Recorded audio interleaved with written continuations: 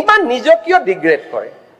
এটাতো লেভেলত থাকক মুখ্যমন্ত্ৰী এজনে কথা ক'লে মইতো আৰু আপুনি পাতি দিয়া নাই অসমৰ মানুহে মোক মুখ্যমন্ত্ৰী পাতিছে এটা মানুহৰটো ৰেসপেক্ট এটা সৌজন্য এটা মিনিমাম বয়স বাঢ়িছে ইউ আৰ বিকামিং ফাদাৰ এটাতো নিজৰ ল'ৰা ছোৱালীও চাই নাথাকে জানো আপোনাক এটা নিজক বচাওকচোন you have been given enough time এনেকুৱা নকৰিব অসমৰ মৰ্যাদা এটা আছে ল'ৰা ছোৱালী আপোনাৰ পৰিবাৰ ঘৰত গৈ আপোনাকে কয় নহয় যে এইবোৰ কিয় কৰা বুলি নকৰিব ভাই মই আপোনাৰ ৰিকুৱেষ্ট কৰিছো মই আজিও মনত বহুত দুখ পাই থাকো আপুনি মোৰ 2 বছৰীয়া ছোৱালীজনীক যেটো কৰি থৈছে নহয় নাপাই ইমান কৰিবৰ কাৰণে আৰু মইতো এনেকে থিয় হৈ থাকা নাই I have also done something for the society ছোৱালীজনীক দেখিলে I cried how many nights looking at her সৰু ছোৱালী এজনীক আপুনি তাইৰ বয়স আজি কাৰ গাড়ী নাই যিখন গাড়ীৰ কাৰণে আপুনি মোক ছোৱালীজনীক ধৰিছিলে আপুনি এনেকে মই এটো এটা প্ৰৱণতা দেখিছো যে মৃত্যুৰ পিছতো অখিল গগৈ তৰুণ গগৈ কিমান সমালোচনা কৰে ডাঙৰীয়া আমাৰ প্ৰধানমন্ত্ৰীয়ে কৈছিলে 2014 চনতে যে এ ফৰ আসাম কৰিম আমি 2016 চনতো প্ৰধানমন্ত্ৰীয়ে অসমত আহি কৈছিলে যে এ ফৰ আসাম অৰ্থাৎ অসমক একদম উন্নত মানে অসম ভাৰতৰ নাম উঠিলে এ বুলি ক'লে মানে অসম বুলিয়ে ক'ব এপল বুলি নকয় আৰু তাৰপিছত আমি দেখো যে আমাৰ অসমৰ মুখ্যমন্ত্ৰী অনবৰতে কৈ থাকে যে ভাৰতৰ শ্ৰেষ্ঠ ৰাজ্য বা ভাৰতৰ ভিতৰত 1 নম্বৰ ৰাজ্য কৰিম বুলি আমাৰ অসমৰ মুখ্যমন্ত্ৰী হিমন্ত বিশ্ব শৰ্মা ডাঙৰীয়াই সদায় আমি কৈ থকা শুনিবলৈ পাওঁ ইয়াৰ আগৰ সৰ্বানন্দ সোণোৱাল ডাঙৰীয়াই কয় যে অসম ভাৰতৰ শ্ৰেষ্ঠ ৰাজ্য কৰিম কিন্তু কাৰ্যত অসম আজি ভাৰতৰ কে নম্বৰ ৰাজ্য আমি দেখো যে আজি যদি মই এটাকে চাওঁ যদি আপোনাৰ ৰিজাৰ্ভ বেংকৰ ডকুমেন্ট চাওঁ আজি যদি বেলেগ বেলেগ ইউডাইছৰ ডকুমেন্ট চাওঁ শিক্ষাৰ ক্ষেত্ৰত যদি আমি এছডিজিৰ ইনডেক্স চাওঁ তেতিয়াহ'লে দেখিবলৈ পাওঁ যে আজিৰ দিনটোত অসম ভাৰতৰ ভিতৰত 1 নম্বৰ হ'ল প্ৰসূতি মৃত্যুৰ ক্ষেত্ৰত সন্তান জন্ম দিওঁতেও আমাৰ মাতৃসকল মৃত্যুৰ ক্ষেত্ৰতে আজিৰ দিনটো ভাৰতৰ ভিতৰত অসম 1 নম্বৰত আছে গড় আয়ুসৰ ক্ষেত্ৰতো অসম ভাৰতৰ ভিতৰতে আটাইতকৈ কম গড় আয়ুস থকা ৰাজ্যখনৰ নাম হ'ল অসম 67 ইয়াৰ্ছ আটাইতকৈ কম গড় আয়ুস কাৰ থাকে যিবিলাক মানুহে ভালকৈ খাবলৈ নাপায় যাৰ দৰিদ্ৰতাৰ পৰিমাণ বেছি সেই ৰাজ্যৰ মানুহৰে আটাইতকৈ গড় আয়ুস কম থাকে আৰু অসম ভাৰতবৰ্ষৰ ভিতৰতে আটাইতকৈ কম গড় আয়ুস থকা ৰাজ্য নৱজাতকৰ মৃত্যুৰ ক্ষেত্ৰত ইনফেন্ট মৰ্টেলিটি ৰেটৰ ক্ষেত্ৰত গোটেই ভাৰতবৰ্ষৰ ভিতৰত আজিও অসম ভাৰতবৰ্ষৰ ভিতৰত তৃতীয় দৰিদ্ৰতাৰ ক্ষেত্ৰত গোটেই ভাৰতবৰ্ষৰ ভিতৰত আমি পঞ্চম এইবিলাক হ'ল handbook of statistic of Indian states তাত এইবাৰ লেটেষ্ট যেটো ভাৰ্চন তাত আহিছে ৰিজাৰ্ভ বেংক অফ ইণ্ডিয়াই এই তথ্য আমাক দেখুৱাইছে যে আমি আজিৰ দিনটোত ভাৰতবৰ্ষত ইমান তলত অৱস্থান গ্ৰহণ কৰি আছো মাধ্যমিক পৰ্যায়ত ড্ৰপ আউট আধাতে স্কুল অৰাৰ ক্ষেত্ৰত আমি দেশৰ ভিতৰতে মাধ্যমিক স্কুলৰ ক্ষেত্ৰত আমি নাম্বাৰ 1 অথচ আটাইতকৈ দক্ষ বোলে শিক্ষামন্ত্ৰী আমাৰ মুখ্যমন্ত্ৰীজন আছিলে বুলি কয় আটাইতকৈ বেছিকে ড্ৰপ আউটৰ ক্ষেত্ৰত মাধ্যমিক ক্ষেত্ৰত আজিৰ দিনটোতো আমি গোটেই দেশৰ ভিতৰতে 1 নম্বৰ উচ্চ শিক্ষাত নামভৰ্তিৰ ক্ষেত্ৰতো আমি গোটেই ভাৰতবৰ্ষৰ ক্ষেত্ৰত উচ্চ শিক্ষাৰ নামভৰ্তিত আমি তলত একেবাৰে নিম্ন স্থানত আমি আছো এই গোটেইবিলাক ইউডাইছ 2023-24 ৰিপৰ্টত এই কথা কোৱা হৈছে সুস্বাস্থ্যৰ ক্ষেত্ৰত তলৰ পৰা আমি ভাল নাই নেকি আমাৰ গুণগত শিক্ষাৰ ক্ষেত্ৰত আমি তলৰ পৰা চতুৰ্থ স্থানত লিংগ সমতাৰ ক্ষেত্ৰত আমি তলৰ পৰা চতুৰ্থ স্থানত বহুমাত্ৰিক দৰিদ্ৰতাৰ ইনডেক্সত আমি ষষ্ঠ স্থানত তলৰ পৰা বহনক্ষম উন্নয়নৰ ক্ষেত্ৰত শেষৰ পৰা ষষ্ঠ স্থানত আৰু জনমূৰি আয়ৰ ক্ষেত্ৰত এজন মানুহে এবছৰত কিমান আয় কৰে সেই ক্ষেত্ৰত আমি ভাৰতবৰ্ষৰ ভিতৰতে তলৰ পৰা 2 নম্বৰ আৰু মাধ্যমিক বিদ্যালয়লৈ নোযোৱা শিক্ষাৰ্থীৰ ক্ষেত্ৰত আমি কেন্দ্ৰীয় চৰকাৰৰ শিক্ষা মন্ত্ৰালয়ৰ শেহতীয়া ৰিপৰ্ট অনুসৰি আমি ভাৰতবৰ্ষৰ ভিতৰত তৃতীয় আমাৰ আটাইতকৈ বেছি মাধ্যমিক বিদ্যালয়লৈ নোযোৱা ছাত্ৰ ছাত্ৰীৰ সংখ্যা আমাৰ এটাও ভাল কাম নাই নেকি গতিকে মই স্পষ্ট কৰি দিম অধ্যক্ষ ডাঙৰীয়া মই এইটো কৰি দিম যে ভাৰতবৰ্ষৰ আজিৰ দিনটোত আমি যি সময়ত কৈ আছো যে ভাৰতবৰ্ষৰ আমি 1 নম্বৰ ৰাজ্য হ'বলৈ গৈ আছো সেই সময়ত আমি কোন ক্ষেত্ৰত 1 নম্বৰ ৰাজ্য হ'বলৈ গৈ আছো হিন্দু মুছলমানৰ কাজিয়া লগৰ ক্ষেত্ৰত আমি 1 নম্বৰ হ'বলৈ গৈ আছো আমি ভুৱা এনকাউন্টাৰ কৰাৰ ক্ষেত্ৰত 1 নম্বৰ হ'বলৈ গৈ আছো দুখীয়া মানুহৰ ঘৰ উচ্ছেদ কৰাৰ ক্ষেত্ৰত আমি 1 নম্বৰ হ'বলৈ গৈ আছো এটা ক্ষেত্ৰতো আমি 1 নম্বৰ হ'বলৈ ভাল ক্ষেত্ৰত এটা ক্ষেত্ৰতো আমি 1 নম্বৰ হ'বৰ কাৰণে এতিয়ালৈকে যাব পৰা নাই মুখ্যমন্ত্ৰী মহোদয় আৰু অধ্যক্ষ মহোদয় মুখ্যমন্ত্ৰী মহোদয়ক মই জনাব খুজিছো অধ্যক্ষ মহোদয় মই জনাব খুজিছো যে আজি ৰাজ্যপালৰ ভাষণত আজি আমি কি পাব লাগিছিলে আমি ৰাজ্যপালৰ ভাষণত আজি শুনিবলৈ পাব লাগিছিলে যে চীনৰ যি নদীবান সেই নদীবান বন্ধ কৰাৰ কাৰণে ৰাজ্য চৰকাৰে কেন্দ্ৰীয় চৰকাৰৰ লগত কথা পাতিব এই কথা ইয়াত উল্লেখ থাকিব লাগিছিলে কিন্তু এই কথা ইয়াত উল্লেখ নাই বিটিআৰত এই অধিৱেশন আৰম্ভ কৰিছে, কিন্তু আমি তাত দেখিলো যে উপেন্দ্ৰনাথ বৰ্ম, বডুচা উপেন্দ্ৰনাথ বৰ্মৰ নাম তাত নাই। আমি দেখিলো যে বিটিআৰত এই অধিৱেশন পাতিলে, কিন্তু বিটিআৰৰ সমস্যা সমাধান কৰাৰ কাৰণে ইয়াত কোনো ৰোড মেপ ৰাজ্যপালৰ ভাষণত নাই। আমি দেখিলো যে বিটিআৰৰ কামবিলাক একেবাৰে হোৱা নাই। আমি দেখিছো আজি দুটা প্ৰশ্নৰ উত্তৰত মোক কৈছে যে অসমৰ আজিৰ দিনটোত অসমৰ যদি আমি চাওঁ পাব্লিক এডুকেশ্যনটো এই চৰকাৰৰ দিনত কেনেকৈ সম্পূৰ্ণৰূপে ধ্বংস হৈ গৈছে অধ্যক্ষ মহোদয়। আজিৰ দিনটোত অসমত আজিৰ দিনটোতো এজনো শিক্ষক নথকা স্কুল আছে অসমত 3খন। আজিৰ দিনটোতো অসমত এজন শিক্ষক থকা স্কুল আছে 2295খন, আৰু আজিৰ দিনটোতো অসমত 12,112খন স্কুলতে পৃথক পৃথক LP স্কুলতে পৃথক পৃথক কোঠা আছে। 21,961খন স্কুলত নাই স্থায়ী শিক্ষক নাই, স্থায়ী প্ৰধান শিক্ষক নাই। অধ্যক্ষ মহোদয় আমি দেখিছো যে উপযুক্ত পৰিমাণৰ শিক্ষক থকা স্কুলৰ সংখ্যা অসমত 30,404খন। অধ্যক্ষ মহোদয় আমি দেখিবলৈ পাইছো আজি অসমত এফালৰ পৰা চৰকাৰী স্কুলবিলাক বন্ধ হৈ গৈছে, অসমৰ চৰকাৰী শিক্ষা ব্যৱস্থা বন্ধ কৰি দিয়া হৈছে। আজিৰ দিনটোত অসমৰ চৰকাৰী স্কুল 2016 চনত অধ্যক্ষ মহোদয় চৰকাৰী স্কুলৰ সংখ্যা কমি গৈ বাবাৰ চেয়াৰমেন আলী হ'ব আৰু কোনো ৰেকৰ্ডৰ সংখ্যা অকেল গয়ৰ আৰু ৰেকৰ্ডত নাযাব। নাই নাই, আৰে বেলেগৰ পাৰ্টি আছে, লোক আছে, আপুনি অকলে আছে, বেলেগ পাৰ্টি জইন কৰিলেহে পাব। এতিয়া দে চেয়াৰমেন আলী ডাঙৰীয়া প্লিজ, আপোনাৰ 3 মিনিট টাইম, 3 মিনিটত 5 মিনিট 6 মিনিটেই হ'ল না। প্লিজ নাই, সময় নাই, ৰিপ্লাই দিব লাগে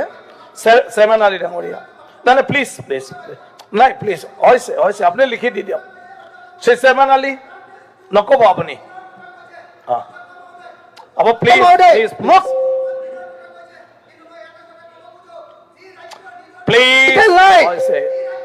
प्लीज आपने কৈ থাকো, আপনারটো আহিব, আপনি তো সেসমান আলী আপনি হে কইছে আমি রেকর্ডত নাই, এটা মাত্র বাক্য কই হে কৰিব কৈছো, এটা ৰেকৰ্ডত না যাব, মানুহ খিকৰি লগে খেদি দিছে, এটা ৰেকৰ্ডত না যাব। প্লিজ হৈছে আপোনাক কলোৱে আমি ঘিনাৰে অপচাই অনাৰেবল মেম্বাৰ হয়েছে, আৰামত কওক না, হয়েছে কথাও আজি আমি বিধানসভাত উল্লেখ কৰিব লাগে। সেয়া কংগ্ৰেছৰ শাসনকালত আছিল। সংখ্যালঘু লোক অৰ্পণ কৰা হৈছিল। মই স্পটত মোৰ সিকিউৰিটিৰ সৈতে থিয় দি সংখ্যালঘু লোকসকলৰ গাত গুলি নপৰক তাৰ ব্যৱস্থা কৰাৰ বাবে মই প্ৰচেষ্টা কৰিছিলোঁ। এই সদনৰ পৰা বহি বহুত কথা ক'ব পাৰি, কিন্তু যেতিয়া স্পষ্টভাৱে সমাজ দুটা ভাগত বিভক্ত হৈ যায় আৰু সেই সময়ত সাহসেৰে গৈ সংখ্যালঘুৰ হৈ থিয় দিয়া সাহস সেইজন মানুহৰে থাকিব পাৰে যিজন মানুহ সনাতন হিন্দু সংস্কৃতিত ডাঙৰ হৈছে, বাকী কোনেও নোৱাৰে। মই কলো নহয়, মই ভোট লাগে আপোনালোকক, এতিয়া কাৰো ভোট নালাগে। এবাৰ আহিছে 26 আহিছে, আপোনাৰ কথা বদলিছে, এই ভোট খেলিব আপোনাৰ কথা বদলিলে 26 আহি গ'ল। আপুনি অলপ আগতে কৈছিলে বোলে আপুনি শুনি লওক, আৰু এই গোটেইখিনি ভোট আপোনাৰ নামত দি দিছো। মই আজিও কৈছো যে বিজেপিয়ে কাৰো পৰা ভোট আশা নকৰে। আপুনি যে কংগ্ৰেছৰ মন্ত্ৰীটো আপুনিও আছিলে, মই আছিলো, আটাইতকৈ শক্তিশালী মন্ত্ৰী এজন আছিলে, আছিলো, আপোনাৰ দিনত মানুহ মৰিছিলে, এতিয়া আপুনি তাৰমানে আপোনালোকে ইনডাইৰেক্টলি শক্তিশালী বুলি। মই এটা কথা বুজি নাপাওঁ, কংগ্ৰেছৰ সদস্যসকলে অখিল গগৈ ভাল কৰিব যায় নে বেয়া কৰিব যায়। মোক শক্তিশালী বুলি কৈ তৰুণ গগৈক দুৰ্বলী কৰি দিয়ে আপোনালোকে। আজি মোৰ মন্ত্ৰীসভাত কোনোবা শক্তিশালী মন্ত্ৰী আছে নেকি? যেতিয়া আপোনালোকে কয় এৱে চলাইছিল, এৱে কৰিছিল, তৰুণ গগৈৰ ব্যক্তিত্বক আপোনালোকে বাৰে বাৰে কিয় অপমান কৰে? মৃত মানুহ এজনক নাপায় নহয় তেনেকুৱা কৰিব। ভালকে দেখি আপুনি এনেকে, মই এইটো এটা প্ৰৱণতা দেখিছো যে মৃত্যুৰ পিছতো অখিল গগৈ তৰুণ গগৈ কিমান সমালোচনা কৰে। এইবিলাক একেবাৰে আপুনি আকৌ পলিটিচাইজ নকৰিব আপুনি একদম উল্টা কথা কোৱা মানুহ পৃথিৱীত আচ্ছা আপুনি এটা কওক এজন আজি যদি এই মন্ত্ৰী সভাত কয় ৰনোজ পেগু মুখ্যমন্ত্ৰীতকৈ শক্তিশালী তাৰমানে মোক অপমান কৰা হ'ল নে নাই আপুনি কিন্তু ভাল কাম কেইটা ক্ৰেডিট কেইটা সব লয় হাৰে 108 টো আপুনি আনিলো বুলি কয় মিনিষ্টাৰ কাৰণে লওঁ প্লিজ আপুনি 108 টো আপুনি আনিলো বুলি কয় এইটো কেন্দ্ৰীয় চৰকাৰৰ বস্তু আছিলে ৰিপ্লাইটো শুনি লওক এইটো আপোনাৰ ৰেকৰ্ড ৰিপ্লাইটো শুনি লওক NSN টো আপোনাৰ আপোনাৰ লগত মই টু মেমে কৰিব খোজা নাই কিন্তু ৰেকৰ্ডত কৈছো 108 সম্পূৰ্ণ ষ্টেট গভৰ্ণমেণ্টৰ স্কিম আছিলে যেতিয়া আমি আনিছিলো ৰেকৰ্ডত কৈছো কালি মোৰ ওপৰত প্ৰিভিলেজ মোচন লৈ আহক যদি মই ভুল কৈছো গতিকে আপুনি যিখিনি আপোনাৰ মই দেখিছো যে বয়স যিমানে হৈ গৈছে আপুনি সৰু ল'ৰা টাইপ হৈ গৈছে আপুনি এটা মনত কেতিয়া ভাবিছন 126 জনৰ কোনেও এনেকে উঠা পুঠা নকৰে আপুনি কৰি থাকে আৰু সাধাৰণ দুই এজন মানে ভাবে যে আপুনি বহুত এক্টিভ এমএলএ কিন্তু আসলতে যে আপোনাৰ একোৱে নাই ইউ হ্যাভ নাথিং আপুনি যদি ইন্টেলেকচুয়ালি চাব যে একো যায় আপুনি খালি ভুল তথ্যবিলাক দি থাকে ইটো হিটো এতিয়া কৈ দিলে এনএক্সএম সেন্ট্রাল গভৰ্নমেন্টৰ হৰি 108 was a state government scheme give credit to Tarun Gogoi তো আপুনি টেটৰ শিক্ষক ইটো was a state government আপুনি মনত কৰকচোন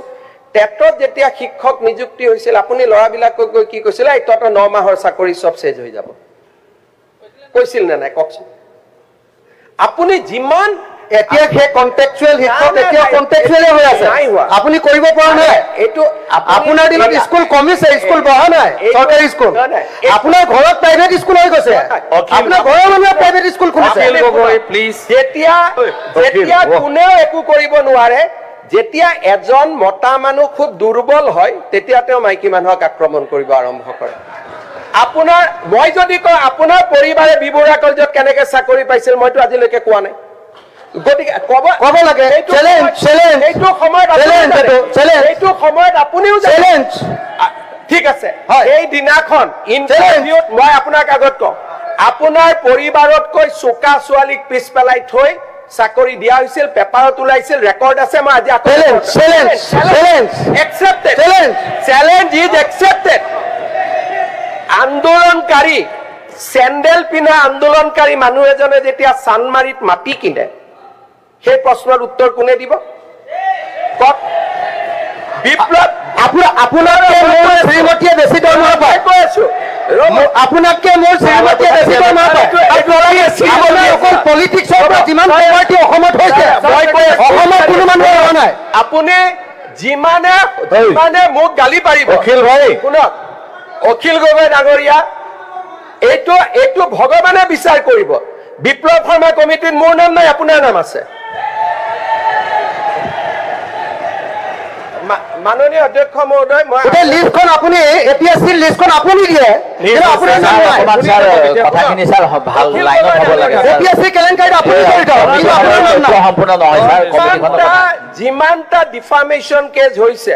আপুনি কোৰ্টত গৈ মোৰ পুলুকা মাৰিছে এইটো পেপাৰে লিখা কথা মই লিখা কথা নহয় বুলি মই আপোনাৰ ওপৰত যিমানটা ডিফামেশন কেছ দিছো আপুনি দিয়া ইনফৰমেশন দেখে হোৱা নাই চলি আছে এতিয়া মাননীয় অধ্যক্ষ মহোদয় পইণ্ট অফ অৰ্ডাৰ স্যাৰ এক মিনিট অধ্যক্ষ মহোদয় আপোনাৰ ওপৰত মই যিমানটা ডিফামেশন কেছ দিছো আপোনাৰ উকিলে গৈ কোৰ্টত কৈ একেটা মই কোৱা নাই বুলি অন ৰেকৰ্ডৰ পৰা কৈছো হাউস কমিটি এখন গঠন কৰি দিয়ক কমিটিখনে পৰীক্ষা কৰি লওক মই কলো নাই আপোনাৰ সাহসে নাই কোৰ্টত গৈ কথা কোৱা আপুনি সাহসে ডকুমেণ্টখিনি দি দিয়ক কোৰ্টত মই কৈছিলো কি ডকুমেণ্টখিনি কোৰ্টত দি দিয়ক মই কোৰ্টত মই কি ক'ব কোৰ্টৰ কথা আপুনি ইয়াত আলোচনাই কৰিব নোৱাৰে মাননীয় অধ্যক্ষ আপুনি লেজিসলেটৰ মাননীয় অধ্যক্ষ মহোদয় যোৱাকালি মই এটা কথা কৈছো হাউসখনক আপুনি যদি পৰিচালনা কৰিব লাগে এই এজন মানুহৰ লগত যদি মই এনেকে কথা পাতি থাকিব লাগে বাকি হাউসৰ কি অধিকাৰ নাই নেকি বাকি মেম্বাৰ্ছৰ অধিকাৰ নাই নেকি ইমান নিজক কিয় ডিগ্ৰেড কৰে এটাতো লেভেলত থাকক মুখ্যমন্ত্ৰী এজনে কথা ক'লে মইতো আৰু আপুনি পাতি দিয়া নাই অসমৰ মানুহে মোক মুখ্যমন্ত্ৰী পাতিছে আজিও আপুনি যিমান শিৱসাগৰ জিকে জালুকবাৰীত মই তাতকৈ বহুত হাজাৰ ভোটত জিকি আহোঁ গতিকে এটা মানুহৰতো ৰেছপেক্ট, এটা সৌজন্য, এটা মিনিমাম বয়স বাঢ়িছে, ইউ আৰ বিকামিং ফাদাৰ, এটাতো নিজৰ ল'ৰা ছোৱালীও চাই নাথাকে জানো আপোনাক? এটা নিজক বচাওকচোন, you have been given enough time. এনেকুৱা নকৰিব, অসমৰ মৰ্যাদা এটা আছে, ল'ৰা ছোৱালী আপোনাৰ পৰিবাৰ ঘৰত গৈ আপোনাকে কয় নহয় যে এইবোৰ কিয় কৰা বুলি, নকৰিব ভাই। মই আপোনাক ৰিকুৱেষ্ট কৰিছোঁ, you take half an hour time extra, যি মনত আছে মোৰ পৰা আপোনাৰ PHC ডিপাৰ্টমেণ্টত, তাৰ মাজত 10জন ভাল ইঞ্জিনিয়াৰ কথা নকয়। আৰু আপুনি কওঁতে মই চবক হাক দিছোঁ যে উত্তৰ নিদিব, তেওঁক ক'ব দিয়ক। ল'ৰা ছোৱালীৰ ওচৰত কিছুমান ইউ এৰেষ্ট হাৰ,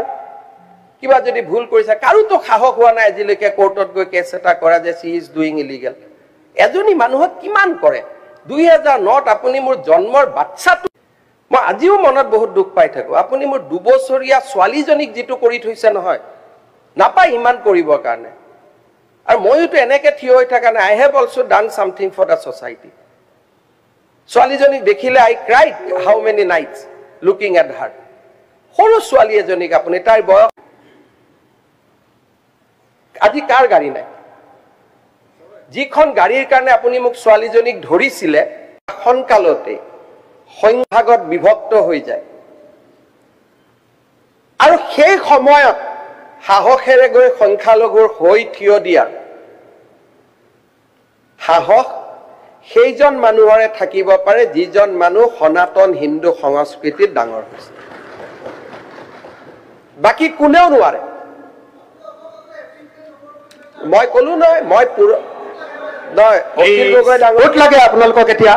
কাৰো ভোট নালাগে। এবাৰ আহিছে 26 আহিছে, আপোনাৰ কথা বদলিছে, এই ভোট খেলিব আপোনাৰ কথা বদলিলে, 26 আহি গ'ল। আপুনি অলপ আগতে কৈছিলে বোলে আপুনি শুনি লওক। আৰু এই গোটেইখিনি ভোট আপোনাৰ নামত দি দিছো। মই আজিও কৈছো যে বিজেপিয়ে কাৰো পৰা ভোট আশা নকৰে। আপুনি যে কংগ্ৰেছৰ মন্ত্ৰীটো আপুনিও আছিলে, মই আছিলো, আটাইতকৈ শক্তিশালী মন্ত্ৰী এজন আছিলে, আছিলো, আপোনাৰ দিনত মানুহ মৰিছিলে, আছিলো। এতিয়া আপুনি তাৰমানে